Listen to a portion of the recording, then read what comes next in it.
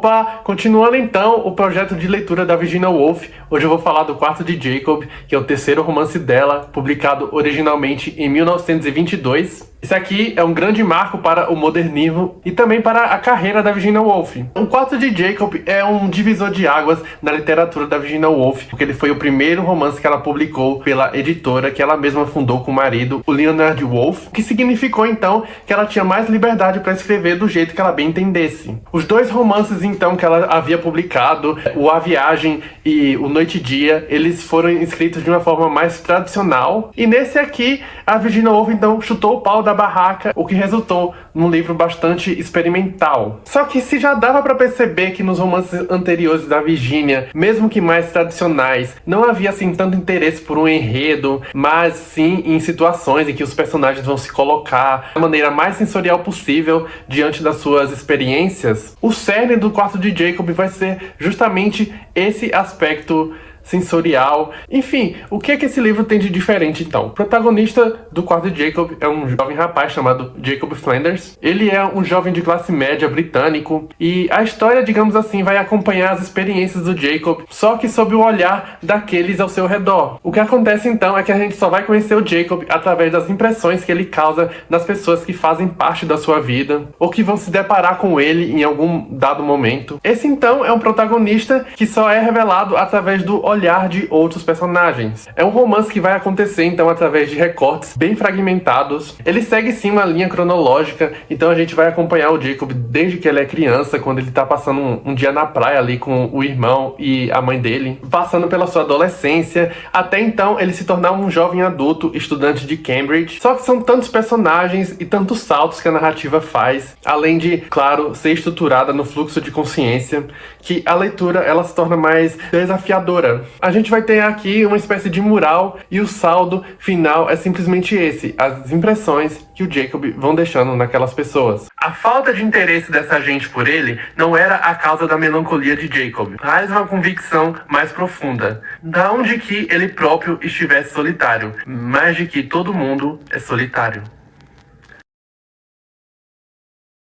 O que é interessante nesse livro, primeiro, é o título, Quarto de Jacob, porque a ideia de um quarto já vai nos remeter, então, à intimidade e pessoalidade. O quarto, então, seria um reduto de pessoalidade, de descanso, em que a gente se encontra com nós mesmos. E, de fato, em muitos momentos, o Jacob vai aparecer nesse quarto. Só que, mesmo quando a narrativa se detém nele, a gente nunca vai, de fato, mergulhar no interior do que o Jacob está pensando ou sentindo. É uma abordagem muito interessante da construção de um ser humano, porque ela vai escapar à ideia de essência, porque no final das contas, de fato, reunir aspectos de uma pessoa vai sempre trazer essa qualidade de concha de retalhos ou de quebra-cabeças, cujas peças por vezes se contradizem e que no final vai depender de tantos fatores que nunca vai nos deixar chegar a algo assim definitivo. No mais, é uma missão impossível. No final, o Jacob segue sendo um mistério. E foi essa a grande sensação que o livro me trouxe, de confusão, mas também de reencontro. Porque mesmo a escrita da Virginia Woolf trazendo essa veia mais melancólica, esse livro, assim como os outros, também vai trazer essa euforia de vida, porque você consegue ver como essa magia quase vulgar do cotidiano é algo que vai causar muito encanto na Virginia Woolf. E eu já havia lido esse livro há alguns anos, não me lembrava de muita coisa, então de fato eu senti que essa era a minha primeira leitura do Quarto de Jacob. Gosto de Jacob Flanders, escreveu Clara Durham em seu diário.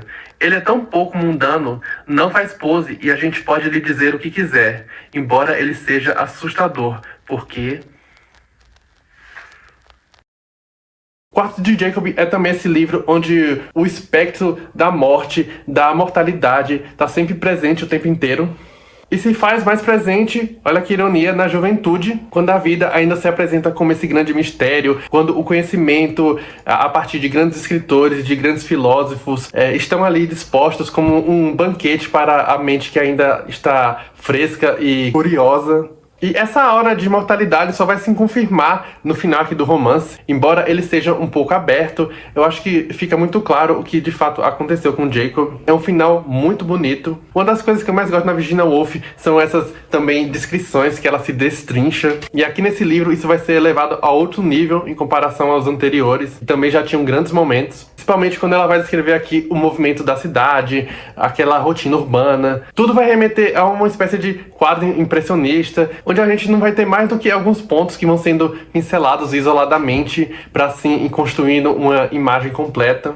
É uma técnica muito interessante, porque a impressão é de que a Virginia Woolf está acompanhando tudo aquilo como se fosse uma cineasta com a câmera. O movimento e as trocas de perspectivas remetem bastante a essa linguagem cinematográfica mesmo. Jacob, porém, moveu-se, murmurou boa noite, saiu para o pátio, abotoou o casaco sobre o peito, voltou aos seus aposentos e, sendo o único homem a andar de volta a seus aposentos nessa hora, seus passos ressoavam e sua figura assomava enorme. O som de seus passos vinha da capela, do hall, da biblioteca, como se as velhas pedras ecoassem em tom professoral. O jovem, o jovem, o jovem volta a seus aposentos. Colocando esse livro aqui em comparação aos dois anteriores, a gente também percebe que esse romance já estava sendo germinado em alguns movimentos que a Virginia Woolf vinha descrevendo.